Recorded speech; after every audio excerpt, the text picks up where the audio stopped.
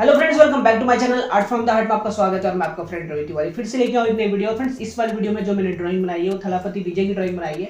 अभी थलापति विजय की एक मूवी आई थी मास्टर, उसी का एक सीन मैंने क्रिएट करने की कोशिश करी है। बहुत ही बेहतरीन मूवी, अगर अभी तक आपने नहीं देखी तो जाके जरूर देखना। ये वाला जो मैंने ड्राइंग बनाई है फ्रेंड्स, ये मैंने फुली ग्रेफाइट से बनाई है और जो बैकग्राउंड है वो चारकोल से है। तो आप लोग देखेंगे तो आपको ड्राइंग काफ़ी सही लगेगी। तो कमेंट में जरूर बताएं आप लोगों को वीडियो कैसे लगा। अगर अभी तक आपने मेरे चैनल को सब्सक्राइब नहीं किया तो सब्सक्राइब जरूर कर दो, बेल आइकन साथ में जरूर दबा दें। तो चलिए वीडियो को शुरू करते हैं बिना किसी देरी के।